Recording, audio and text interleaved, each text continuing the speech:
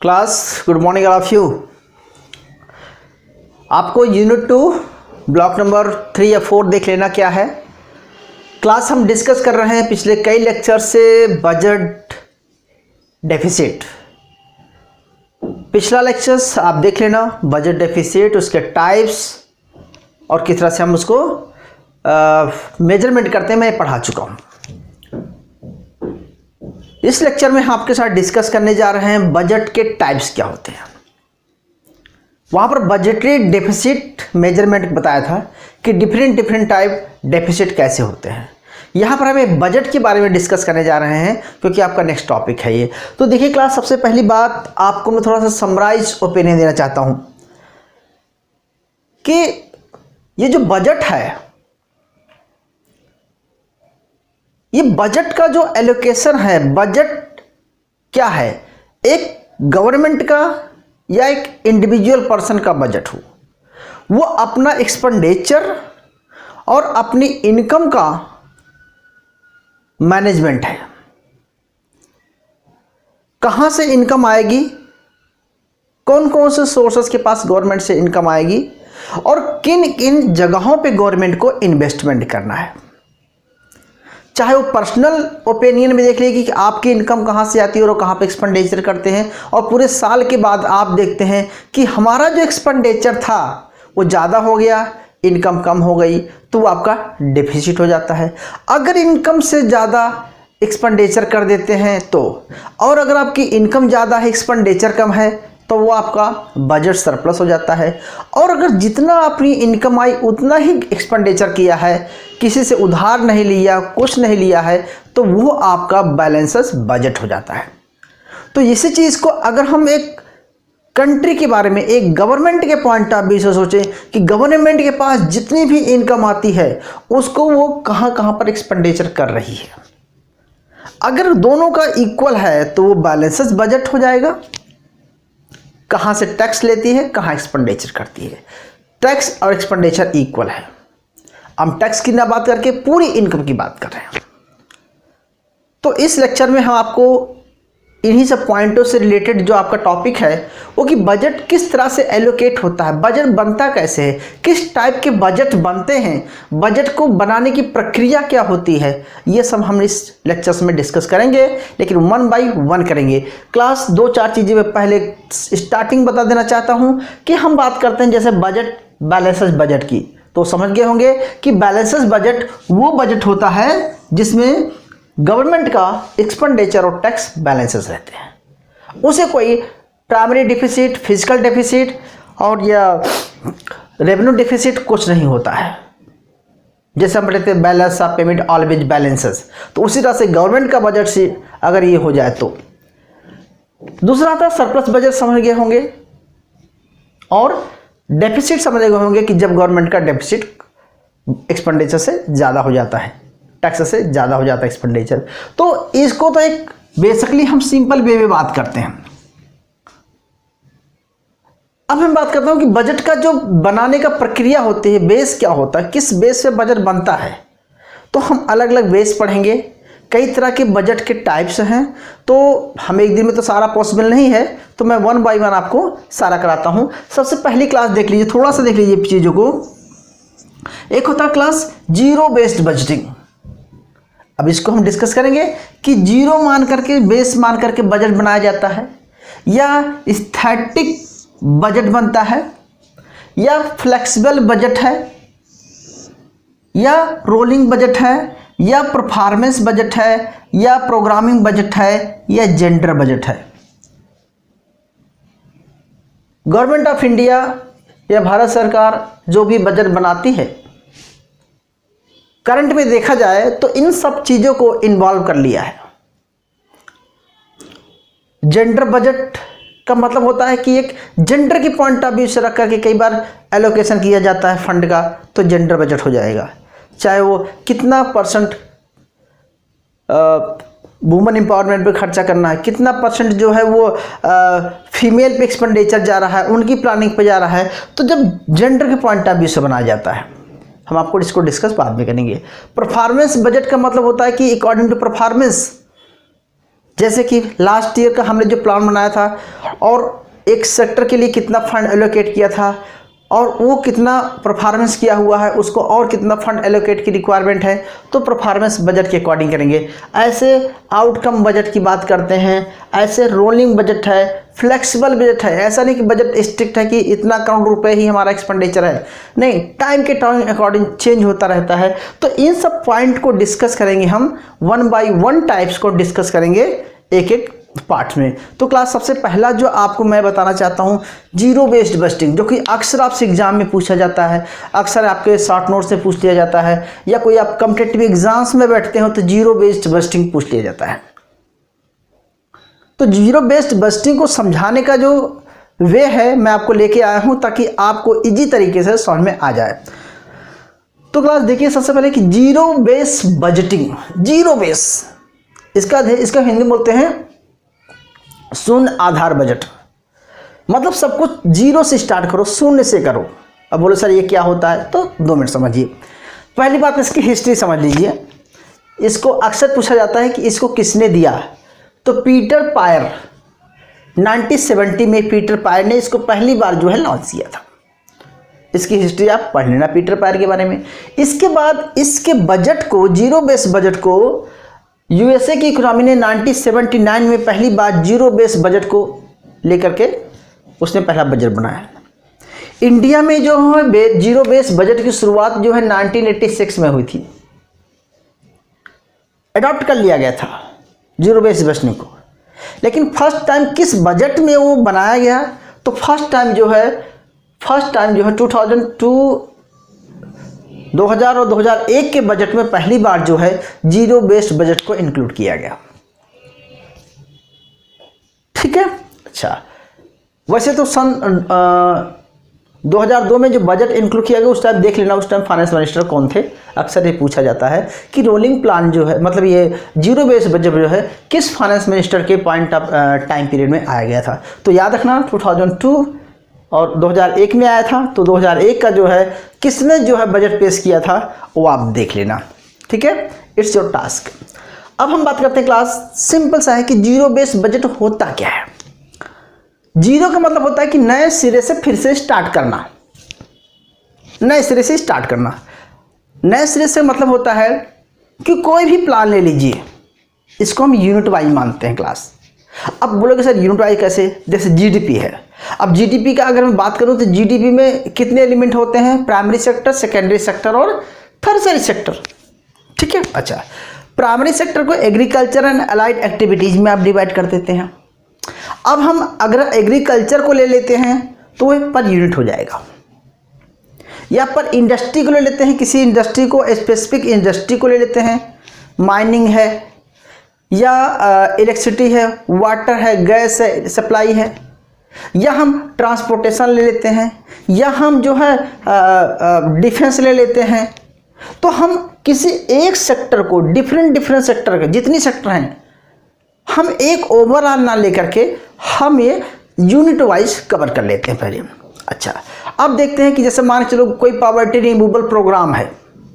अब poverty removal programme में ये होता है कि पिछले 10 सालों से 20 सालों से हम पॉवर्टी पर पैसा खर्चा करता चले आ रहे हैं। गवर्नमेंट ने मनरेगा बना दिया, मान के चलो मनरेगा चलती जा रही है। अब ये इस जीरो बेस बजट में ये होगा कि क्या इस बजट को, इस प्लान को कंटिन्यू रखना है कि नहीं रखना है। इसके लिए उसको देखना पड़ेगा कि पिछले 1 साल में उसकी परफॉर्मेंस कितनी आई है, उसकी प्रोडक्टिविटी कितनी है, क्या ये जो पैसा खर्चा किया जा रहा है ये इससे कुछ आउटकम आ रहे हैं, या इसको फिर से प्लान को स्टार्ट करने की रिक्वायरमेंट है, या इस प्लान को बंद करने की रिक्वायरमेंट है। कहने का मतलब है कि बेसिकली जीरो बेस्ड बजट जो है एक जो है गवर्नमेंट एक्सपेंडिचर को कंट्रोल करने का मीडियम बताता है कि जिस तरह से उसका बजट डिफिसिट ना होने पाए। क्योंकि बजट डिफिसिट को कम करने के लिए गवर्नमेंट जो प्लान बनाता है वो कहने का मतलब है कहीं ना कहीं एक्सपेंडिचर में, गवर्नमेंट एक्सपेंडिचर में कटौती की बात करता है।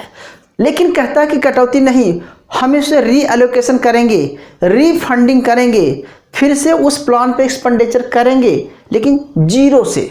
जैसे पिछले 5 सालों में कुछ खर्चा हुआ, तो ये नहीं कि 5 सालों का एवरेज चला, जैसे इस साल हर साल नए सिरे से करेंगे कि भैया पिछले साल जो हुआ हुआ, अब हम नए सिरे से आपको देखते हैं। तो नए सिरे से कितनी रिक्वायरमेंट है, माने चलो मैं कोई प्रोजेक्ट लॉन्च किया हूँ और प्रोजेक्ट हमारा कंटिन्यू है, 5 साल से 10 साल से प्रोजेक्ट चल रहा है, तो ये नहीं कि हम एस्टिमेट के आधार पर उसको हम इतना करोड़ फंड कर दें, नहीं, पहले देखेंगे वो प्लान कितना सक्सेस रहा है, कितना रह गया है, कितना वर्क रह गया है, जो फंड का दिया गया था उसका कितना से यूटिलाइजेशन हुआ है कि नहीं हुआ है, ठीक है। अगर नहीं हुआ तो क्यों नहीं हुआ, उसका प्रॉपर हम एनालिसिस करेंगे। फिर देखेंगे कि हमें इस सेक्टर में, इस प्लान में, इस यूनिट में एक्सपेंडिचर करने की रिक्वायरमेंट है कि नहीं है। कहने का मतलब है कि यह एक स्टेप है, यह एक प्रोसेस है, पहले हर चीज़ को फाइंड करना पड़ेगा। तो कहने का मतलब कि हर नए सिरे से स्टार्ट करना पड़ेगा। थोड़ा बातों को समझ नहीं आएगी, घुमा दिया मैंने आपको। मुझे ये बताना है कि मैं एक प्लान स्टार्ट किया हूँ, मैं एक फैक्ट्री लगाया हूँ और मैं हर साल फैक्ट्री का अपना प्लान लेके चला था कि पिछले 10 साल में हम इतना एक्सपेंडिचर करेंगे, लेकिन नहीं, अब हर साल देखेंगे कि एक नए सिरे से कि यार अब मुझे इस साल कितना ग्रोथ करना है, कितना पैसा लगाना पड़ेगा। पिछले साल जो खर्चा किया उसको भूल जाते हैं, फिर नए सिरे से क्या हमारी रिक्वायरमेंट है, कितना प्रोजेक्ट है, कितना कॉस्ट है, हर तरीके से हर साल एक नया बजट बनाएंगे जीरो से स्टार्ट करके, लेकिन पिछले आउटकम को माइंड में रखते हुए। तो इसी तरह से गवर्नमेंट भी कर रही है, हर सेक्टर को, हर यूनिट को, हर आइडेंटिफाई करना पड़ेगा। तो कहाँ पर फंड को एलोकेट करना है पहले उसे फाइंड करना पड़ेगा। तो इसीलिए बताना चाहता हूँ कि सबसे पहले इस प्लान को बनाने का मेन स्टेप क्या है। तो वो कहता है identification the decision of unit. Per unit को पहले आपको आइडेंटिफाई करना पड़ेगा कि कहाँ पर पैसा लगाना है, कहाँ नहीं लगाना है और किसको फंड एलोकेट करना है या नहीं करना है। तो पहले क्या मतलब है, कुछ यूनिट फाइंड करना पड़ेगा। फिर मेकिंग डिसीजन पैकेज, अब उस यूनिट के बारे में पूरा आइडेंटिफाई करके ये देखना पड़ेगा कि इस प्लान में मुझे कितना और पैसा इन्वेस्टमेंट करने की रिक्वायरमेंट है, चाहे वो कोई भी प्रोग्राम रहा हो, वुमेन एम्पावरमेंट प्रोग्राम है, पॉवर्टी रिमूवल प्रोग्राम है, एजुकेशन पर है, हेल्थ पर है, एक्सपेंडिचर किसी भी सेक्टर की बात कर रहा हूँ। तो उस यूनिट को फाइंड करने के बाद आपको उसका पैकेज डिसाइड करना है, क्या पैकेज है, कितने रिक्वायरमेंट है। इसके बाद फिर एलोकेशन ऑफ फंड। तो अब ये हमें फाइंड करना है कि यार ये जो पैसा आएगा वो कहाँ से पैसा इसके पास जाएगा और हमारे पास कितना अवेलेबल फंड है, कितना रिसोर्स है कि उस फंड में से कितना पैसा जो है इस पैकेज के लिए जाना चाहिए। बेसिकली यहाँ पर एक ऐसा है कि गवर्नमेंट के पास तो फंड है, लेकिन उस फंड को कहाँ पर प्रॉपर यूटिलाइजेशन करना है और जहाँ पर यूटिलाइजेशन कर रहा है उसका पिछले साल की परफॉर्मेंस को भूल जाता है। वो नए तरीके से देखता है कि हम मुझे इस प्रोजेक्ट में कितने इन्वेस्टमेंट करने की रिक्वायरमेंट है ताकि ये प्रोजेक्ट पूरा हो जाए। तो एक नए सिरे से फंड का एलोकेशन की बात करता है। अगला है कंट्रोलिंग एंड मॉनिटरिंग। ऐसा नहीं कि फंड देने के बाद ही भूल जाओ, उसको टाइम टू टाइम कंट्रोलिंग और मॉनिटराइज करने की रिक्वायरमेंट है। तो जीरो बेस्ड बजटिंग का मतलब होता है कि इन प्रोसेस को अडॉप्ट करके उसे अचीवमेंट टारगेट को यानी कि डेफिसिट को, गवर्नमेंट के एक्सपेंडिचर को कम करना है और ज़्यादा से ज़्यादा रेवेन्यू अर्न कर सके वहाँ से, क्योंकि गवर्नमेंट जहाँ पर इन्वेस्टमेंट कर रही है वहाँ से उसकी परफॉर्मेंस भी आना है। क्योंकि जो भी एक्सपेंडिचर है, लेकिन कुछ नॉन प्लान एक्सपेंडिचर, कुछ प्लान एक्सपेंडिचर होते हैं, आपको पढ़ा चुका हूँ। तो कहीं ना कहीं कि प्लान एक्सपेंडिचर में तो ठीक है, लेकिन नॉन प्लान एक्सपेंडिचर है जैसे क्लाइमेट रिलीफ है या कुछ ऐसा होता है, सडनली खर्चा करना पड़ जाता है, तो वहाँ के लिए ये बोले सर सूट नहीं करता है, लेकिन फिर भी उतना रखना पड़ता है कि क्या कैसा हो सकता है, तो वहाँ भी एलोकेशन होता है फंड का। अब देखिए क्लास, मेरा मेन कंसेप्ट यहाँ पर आपका था कि अगर आप किसी चीज़ को, यार ऐसा समझ लीजिए क्लास कि आपको कोई बीमा पैकेज अडॉप्ट करना है, नए सिरे से, स्टार्टिंग सिरे से गवर्नमेंट पैकेज अडॉप्ट करता है, ठीक है। तो ज़्यादा कुछ हो रहा है, डिस्टर्ब लंबी बात हो रही है, मुझे करना है कि ये स्टेप आपको समझ लेना है कि ये स्टेप में क्या क्या करना पड़ेगा। जीरो बेस्ड बजटिंग के स्टेप क्या होते हैं, कई बार आपसे पूछ लिया जाता है। तो आप देखना कि पहले हम प्रॉब्लम को आइडेंटिफाई करते हैं, फिर उसके लिए पैकेज डिसाइड करते हैं, फिर कितना हमारे पास रिसोर्स है, कितना गवर्नमेंट के पास फंड है, वो किस तरह से उसको अवेलेबल कराएगी, और इसके बाद उसको हम कंट्रोलिंग एंड मॉनिटरिंग करेंगे। ये बात आई, लेकिन मैं आपको फाइनली 2 बातें समझा देना चाहता हूँ, पूरा कंसेप्ट क्लियर हो जाएगा। इसका जो मेन है कि पब्लिक एक्सपेंडिचर को मैनेज करने की बात हो रही है, और फिर कहता है कि हमें इसकी प्रोडक्टिविटी को ध्यान रखना है कि कौन सा सेक्टर प्रोडक्टिव है जहाँ पर रिक्वायरमेंट है लगाने की। तो पहली बात है कि ये प्रोडक्टिविटी की बात कर रहा है। और फिर ये कहता है कि यूटिलाइजेशन, ये वर्ड आखना, प्रोडक्टिविटी यूटिलाइजेशन कि मतलब उस फंड का प्रॉपर यूटिलाइजेशन होना चाहिए जहाँ पर फंड की अवेलेबल है, यानी कि हमें डिसीजन मेकिंग में यानी कि प्रोडक्टिविटी है कि नहीं है, उसे प्लान को बंद करना है या नहीं बंद करना है, या पार्शियल बंद करना है, या पूरी तरह से प्लान को बंद कर देना है, या उसे फिर से एलोकेट करना है। तो प्रोडक्टिविटी को पॉइंट में रखना है। अगला होता है मैक्सिमाइजेशन। क्या? Profitability maximisation. प्रॉफिटेबिलिटी मैक्सिमाइजेशन मतलब यहाँ पर होता है कि जो सोशल वेलफेयर है, आपको मार्केट फेलियर पढ़ा चुका हूँ, तो गवर्नमेंट वहाँ पर प्लान एक्सपेंडिचर करेगी जहाँ पर लोगों को ज़्यादा से ज़्यादा मार्जिनल सोशल बेनिफिट हो और प्रॉफिटेबिलिटी आए, क्योंकि गवर्नमेंट का है कि सोशल वेलफेयर, गवर्नमेंट तो प्रॉफिट मेकिंग कंपनी है नहीं कुछ। तो कहने का मतलब है कि यहाँ पर मैक्सिमाइजेशन, प्रॉफिट मैक्सिमाइजेशन। लेकिन गवर्नमेंट क्या करेगी? Minimization of cost.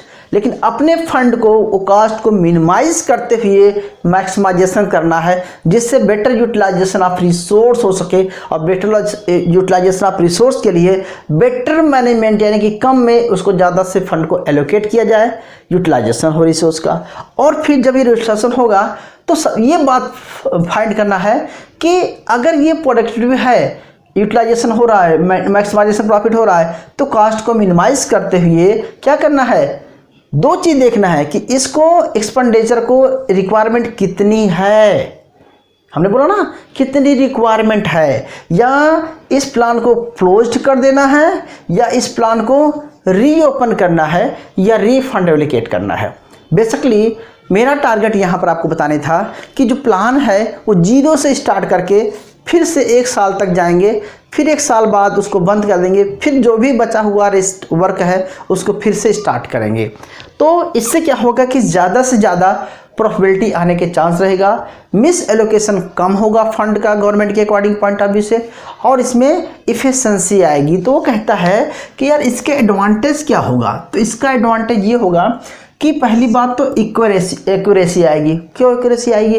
कहना ही चाहता है गवर्नमेंट कि बहुत सारे ऐसे प्लान हैं जो चल रहे हैं, उसका कोई यूज़ नहीं है, गवर्नमेंट करोड़ रुपए खर्चा कर रही है लेकिन उसका प्रॉपर इम्प्लीकेशन नहीं हो रहा है, फंड का प्रॉपर जो गुड गवर्नेंस के वजह से या कुछ किसी वजह से जो जहाँ तक वो प्लान चलना चाहिए नहीं हो रहा है, मार्केट मतलब फेलियर हो जा रही है गवर्नमेंट, कुछ चीज़ों में गवर्नमेंट फेल हो जा रही है। तो कहने का मतलब है कि इससे क्या होगा? एक तो एक्यूरेसी आएगी कि कोई भी यूनिट फेल नहीं होगी, कोई भी यूनिट डेफिसिट में नहीं जाएगी, वो प्रॉफिट मेकिंग मतलब प्रॉफिट ही देके जाएगी। तो इससे क्या होगा? एक तो एक्यूरेसी आएगी। दूसरा बात कहता है इफ़िशेंसी आएगी। इफ़िशेंसी किस में आएगी? चाहे प्रोडक्शन की इफ़िशेंसी हो, चाहे कंज्यूमर की इफ़िशेंसी हो, या गवर्नमेंट के एक्सपेंडिचर की इफ़िशेंसी हो कि वो कहाँ पर प्रॉपर इफ़िशेंटली पैसा गवर्नमेंट लगा रही है, तो इफ़िशेंसी आएगी। और बेटर कोऑर्डिनेशन होगा, क्योंकि चाहे एम्प्लॉय हो चाहे गवर्नमेंट हो, उसको ये लगेगा कि यार कितना पैसा इन्वेस्टमेंट किया है तो कितना लगेगा, हमें टारगेट बेस्ड काम करना पड़ेगा कि विदिन 1 साल में हमें इस पैसे को यूज़ कर देना है। कई बार क्या होता है कि गवर्नमेंट सरकारी पैसा होता है, बड़े बड़े प्रोजेक्ट जो है चले जाते हैं, और वो प्रोजेक्ट लॉन्च होते होते 1 साल बीत जाता है, फिर दूसरा साल स्टार्ट हो जाता है, और उस पैसे को आए हुए 10 साल 20 साल हो जाते हैं, क्योंकि मैनेजर बदलते हैं, प्रिंसिपल्स बदलते हैं, वहाँ के जो ब्यूरोक्रेट बदलते रहते हैं, तो फंड जो है पड़ा रहता है, अनयूटिलाइज्ड पड़ा रहता है, उसका कोई यूज नहीं होता है। इससे क्या होगा? लेकिन यहाँ पर क्या होगा कि उसे एक कोऑर्डिनेशन बनेगा कि भैया 1 साल के लिए पैसा मिला है, 1 साल में हमें ये बिल्डिंग बना देना है, अगर नहीं बनाएंगे तो सरकार के पैसा वापस चला जाएगा और वो फंड एलोकेट नहीं होगा, फिर से मिलेगा। इससे क्या होगा? कहीं ना कहीं प्रोडक्टिविटी बढ़ेगी, इफ़िशेंसी आएगी, प्रोडक्शन सब कुछ बेटर होगा, लोगों की एम्प्लॉयमेंट मिलेगा, जीडीपी बढ़ेगा। कुल मिला के कहने का मतलब है कि ये बजट के पॉइंट ऑफ व्यू से देखा जाए तो गवर्नमेंट के लिए भी जीरो बेस्ड इन्वेस्टिंग सही है। लेकिन क्या है कि थोड़ा सा इसके कुछ डिसएडवांटेज भी कहा जाता है क्लास, क्योंकि आपको एग्जाम में मार्क्स लेने हैं। डिसएडवांटेज क्या है? तो सबसे बड़ी बात आती है कि लोगों को कहा जाता है कि ये टाइम कंज्यूमिंग है। टाइम कंज्यूमिंग का मतलब यहाँ पर ये होता है कि किसी भी आइडेंटिफाई करने में, पैकेज को फाइंड करने में, इन सब में क्या लगेगा? बट टाइम लगेगा। और हर एक यूनिट को अपना जो है आउटकम विश्लेषण रखना पड़ेगा, कितना लगाया, कहाँ एक्यूरेसी आनी चाहिए। तो इसके लिए हमें उसके हाई मैन पावर की रिक्वायरमेंट होगी कि किसी बहुत सारे ऐसे ब्रांचेज हैं, बहुत सारे ऐसे यूनिट हैं जहाँ पर लेक ऑफ मैन पावर है, वहाँ काम करने वाले ही नहीं हैं वहाँ पर। तो गवर्नमेंट फंड एलोकेट तो कर देगी, उसका प्रॉपर यूटिलाइजेशन नहीं हो पाएगा। और इसके लिए प्रॉपर मैनेजमेंट बहुत ज़रूरी है, जो कि ये कम है। लेक ऑफ एक्सपर्टीज़, गवर्नमेंट कोई प्लान बना देती है, कोई हर यूनिट को आइडेंटिफाई करने के लिए, तो जो प्लान बनाती है उसके पास लेक ऑफ एक्सपर्ट हैं, ये नहीं आइडेंटिफाई कर पाते हैं कि कहाँ पर पैकेज इन्वॉल्व करना। तो इसके लिए गुड एक्सपर्ट की रिक्वायरमेंट है, अच्छे ठीक है, एजुकेशनिस्ट की, प्लानर की रिक्वायरमेंट है गवर्नमेंट को। तो कहीं ना कहीं देखा जाए तो मैं आपको यहाँ पर ये समझाना चाहता हूँ कि what is the definition of zero base budgeting, what are the main steps of zero base budgeting, and what are the main advantage और disadvantage of zero based budgeting system. इसको अच्छी तरह से समझ लेना और इसके हिस्टोरिकल पॉइंट ऑफ व्यू समझ लेना, ठीक है, नोट कर लीजिएगा। इसके बाद हम दूसरा टॉपिक पढ़ते हैं, class performance budget. So please पढ़ लीजिए, फिर दूसरी क्लास लेते हैं। आई होप कि ये पॉइंट्स क्लियर हुए होंगे, अदरवाइज़ फिर से मैं समझा दूंगा, आप लोग पर्सनल डिस्कस कर लेंगे। ओके।